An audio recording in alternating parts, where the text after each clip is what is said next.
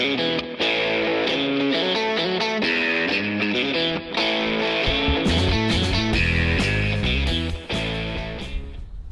welcome back. Here on High Point Outdoors, we're going to do a little segment. I'm going to talk about our downriggers and how we use them and how they became very effective for us for fishing. This year especially, compared to last year, we caught a lot of fish off our downriggers. I don't know if the big change was changing our line from the chartreuse yellow line to the smoke blue suffix line. I don't know if that made a difference, but I know my dad, he liked the yellow line. And I will say, it did help us see the line to get it out of the way for netting fish. It did help for that. But once we switched to the smoke blue line, I will say we got a lot more hookups, or at least more bites. So I'll show you how we use these downriggers, with the releases that we use and everything of that matter. So typically what you do with these downriggers, when you turn them on, you would hit down on the pad to send your release where the line goes on at the water line. So then you do that, you hold zero, you zero it out. You want to make sure you always zero it out, because when you hit auto up, that thing's going to come up to zero. And if you forget to reset it and your stop is at the very top, it might hit the very top and you might lose everything. So it happened to us once. So make sure you water it, zero it out at the water line down below. So for this downrigger, I will show you how we set it up and what we use. My friend talked me into it, and I haven't had a reason not to stray away from them. Are Chamberlain releases. They're very similar to the Black's release, which is very popular on Lake Michigan, but these Chamberlains allow you to do micro adjustments. I'll show you real quick. So this is the release in a nutshell. This is a stacker. I'll show you how these work as well. But the mechanics of it here, where you have the pin that flips up, you wrap your line around it, snap it in, but when a fish pulls on it from this way, it pulls back and opens it. And this is a magnet system that releases the line, and you can twist this tensioner screw to adjust the sensitivity on. You can drop it all the way down. I think it's like 0.2 pounds all the way up to like 2 pounds, something like that. It's pretty nifty. And then it's got a tensioner screw here, so you can tighten it up, load it up, and you can load your rod all the way up, and it won't go off until you really pop it. So there's a lot of cool features with it. These roughly are like 25 bucks a piece. I think I got them from Fish USA. They sell them there. But yeah, they're called Chamberlains. So let me show you how they work over here. So you got your downrigger, your pull cord. Pull it in towards you. My dad's gonna act like the lure and or the fish. We have already let our line out. So let's take the line, wrap it around 7 or 8 times. Pull the release out. You see that? So pull this away. Go down with it. I don't want to go down too far, just because we're in the driveway.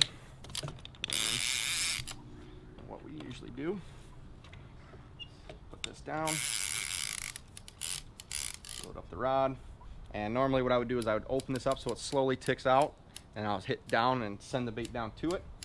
So usually that's our feature, and I don't know if I want my dad to pull on it, but oh, he pulled on it. There you go. Release. Fish on. And that's it. Fish on. And then you bring your downrigger up, and there you go.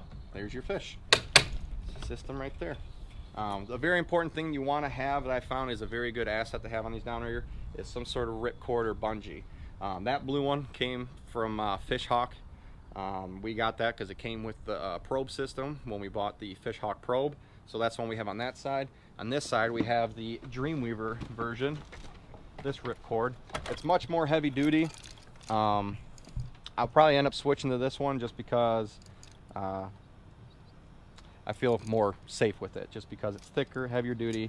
It is a little longer, so nothing wrong with that at all. But I'll probably be switching that blue one over from the Fish Hawk brand to the Dreamweaver brand. And in a nutshell, that's everything you need to know about these downriggers. They catch fish. Oh, I can't forget, I got to show you how the stackers work. It's the same setup as the Chamberlains, but this is the Chamberlain stacker. So I'll show you how the mechanics of this thing works. You'll end up putting the wire in one side first, it'll rotate around, go around the other side, and then you push this white button down and lock it in place. So I'll show you how that works now. So you go there, go down, there, then you pull up, and that thing is on there. And then when you want it to be well, you hook your line up to it like you normally would, and I'm not going to worry about hooking it up. Hook it up like you normally would. And the cool thing about these, which is probably the best feature about them, is go ahead and zoom in on that, Steve. When it comes up out of the water, you don't have to worry about pulling them off. So it'll hit and it drops on its own.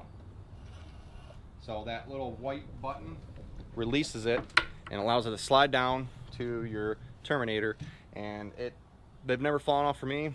Their website online says they never fall off, and so far they haven't. So I'm gonna keep using them because they work great and they're quick to get off. I'll show you how to get them off. It's basically the same way as putting them on, but in reverse. So what you do is just angle it back, forth, and it comes off real quick. You can do it with one hand if you get good at it, and that was with my left hand. If I would have done it with my right hand, you wouldn't have seen it, but that's how it works. So Chamberlain stackers, they were good for us this year. Caught a lot of steelhead on them with them, and even quite a few kings. Running spoons off them are really good, and plugs. So that is everything in a nutshell you need to know for us, how we ran our downriggers this year, and hopefully this information helped you guys. Thank you.